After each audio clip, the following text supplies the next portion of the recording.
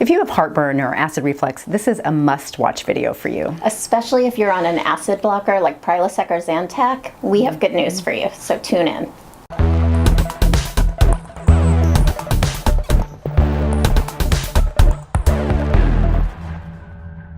Hi, welcome to Sage Health TV, a show where we give you tips on optimizing your health and wellness. So please like, follow, and subscribe below so you don't miss an episode.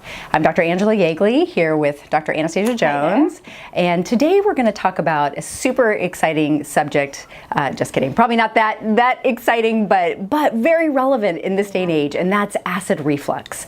And what's really amazing about this subject is that for most people, there are actually many things we can do that almost completely reverse this symptom. Yeah, and the reason this topic is really important is this is a topic, or this is a condition that affects so many people, whether you call it acid reflux, heartburn, GERD. 25% of Americans report to have it at least once a week. Right. Every year, 15 million prescriptions are written for proton pump inhibitors, which are acid blockers, acid blockers. And a lot of those are over the counter, so that's not even accounting all the people who are just going out self-diagnosing and self-prescribing. And long-term use of those medications, those H2 blockers, those PPIs, really can cause some serious problems. So this is one of those things that the treatment can actually be way, way worse in the long run than the condition itself. It increases the risk of fracture, increases the risk of osteoporosis, and this is with long-term use, sometimes over a year. Some of the studies look at like 7 years or more. Increases risk of pneumonia, of gastric cancers, of GI infections, cardiovascular disease, and there's even links to dementia. Yeah. And, actually, and then some things that people do start experiencing immediately is like less absorption of their B vitamins, less absorption of their protein, less absorption of their minerals. So you might find, people going, I don't know why I'm getting muscle cramps now, So all these reasons, current and long-term. Yeah, and those long-term ones are usually because of the nutritional deficiencies that start. Exactly. Bad news. We want you off of these. So let's get into, what could be contributing? What's causing this reflux? Many times, sometimes it could be structural. People know, they're like, oh, I've gained, 20 pounds, 25 pounds, and then just that weight, is sitting on your stomach and pushing it up. And so, there are ways to work around that. There are options to help, reduce weight.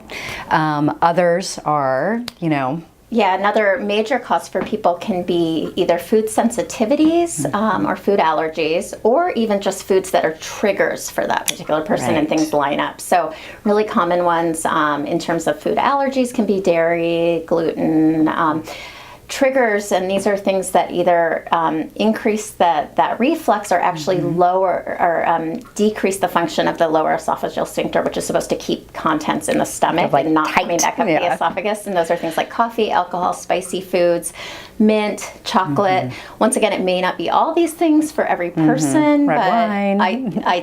Identifying what is the trigger for each person we work with. Right. So really good to get in there, what's going, what foods are irritating you. And then we kind of get into, actually, when the stomach is irritated, it stops making as much acid. And this is going to kind of blow your mind. Everybody is completely doesn't understand how this happens. It's a little weird, but when your stomach's inflamed, you make less acid, and actually it makes that sphincter stay open. So it's a feedback loop. And so strangely enough, you can get acid reflux or heartburn from actually having too little acid in your stomach. It's really common. A lot of people don't have enough stomach acid, or they get surges of it once in a while, like kind of erratically.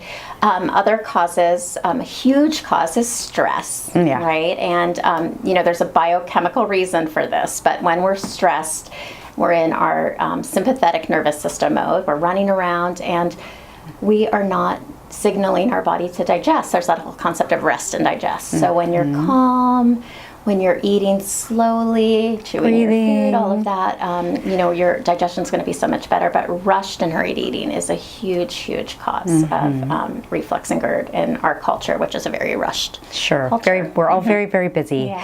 So very important just to take those breaths before you start eating, and that can really help. And chew.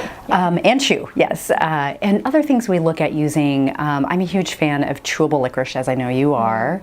And we're looking at herbs that that are soothing, healing, coating, you know, that produce, sounds not good, but it helps you produce more mucus lining, which is what you want to protect your stomach. Yeah, so from two directions, really looking at what are the underlying causes and how can we address those. Another big one is medications. We didn't bring that up yet, but antibiotics, repeated antibiotics that change the gut microbiome.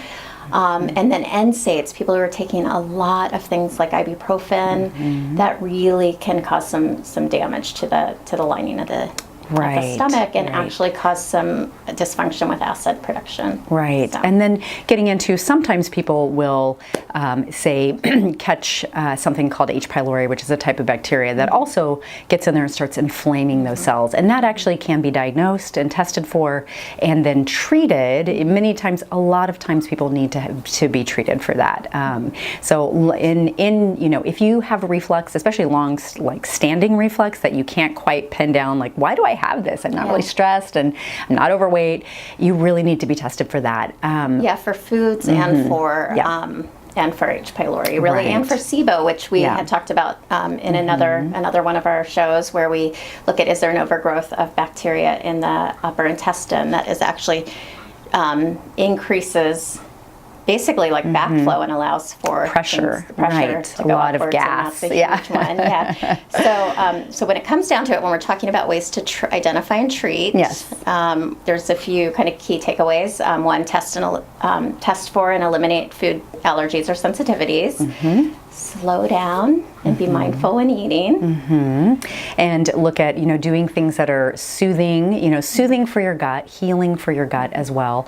And then also working with a practitioner, you know, come work with us. Let us put you on the protocol where we can help guide you, because it's really actually one thing we didn't talk about. If you're on an acid blocker, you need to be weaned off that, and you need to have your healing really pushed, your acid subtly pushed, and then you need to start decreasing. Yeah, it's really hard to come off them after a long period of time, and sometimes when people come off them cold turkey, the rebound effect is so bad, people go right back on them. But really what we do is we help wean people down as we identify the underlying causes, as we heal the gut, and as we then establish healthier digestion. Exactly.